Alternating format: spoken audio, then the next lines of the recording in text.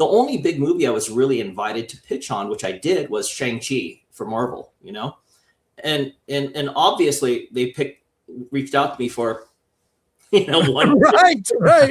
Oh my God. Although I will say I'm constantly getting offered K-pop scripts, which is really, again, it's kind of a frustrating process because, I've never sold myself as an Asian American filmmaker over the 35 years I've been doing this. Like, my work is universal. And so I don't view myself that way. All the inputs of my creativity are like the same things as anybody else. It's all the Marvel comic books I've read, all the Spielberg films I've watched, all the television that I've seen and shows and music and all that. I feel like I'm a pretty broad cultural point of view, but when it came to the last 10 years, they wanted the Asian dude to do Shang-Chi. So, but I took, I was like, okay, fine, I'll do it. So I went in there and I pitched my version of it. They give you like kind of a list of things they want to see in the movie. They don't have a script yet. They tell you different ideas. They had, like, for instance, they had whole idea of bringing Ben Kingsley back. They knew that was going to be part of the script, and that that would be part. And they knew that there was going to be some general plot points. So I went in there and I pitched my idea, which remarkably was very similar, by the way, to the final output. Although some of the choices I had were a little weird. Like, for instance, do you remember the comedian Bobby Lee? Yes. Yeah. So I thought it would be a funny joke. Like how in all the Jackie Chan movies, he's called Jackie, but he plays a character called Jackie in every Jackie Chan movie you've ever seen, like story and stuff like that. So I wanted Bobby Lee to play Bobby Lee, but he would be just this character. And he essentially was the Awkwafina character, the sort of loser Asian guy.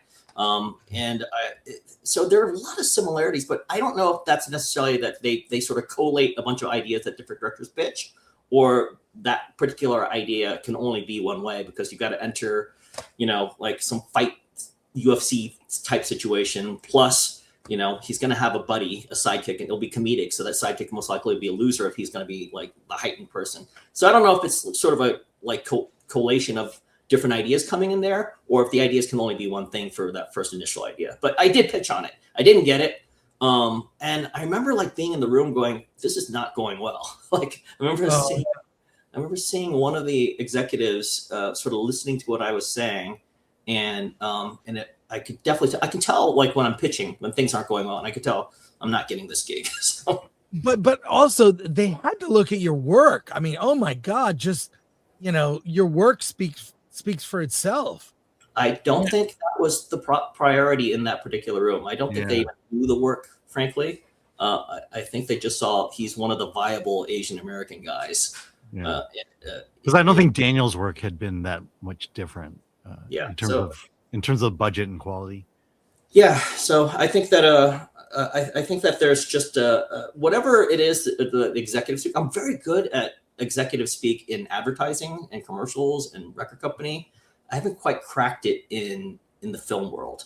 But I also, I also think that there's something else going on in the film world that's different than music videos and commercials. Because essentially when you're doing music videos and commercials, like for instance, music videos want the smartest guy in the room. They literally, like an artist says, I want you to direct this video. And then they're dependent on the director to execute that on. So they absolutely want the smartest guy in the room for music videos for the most part, right?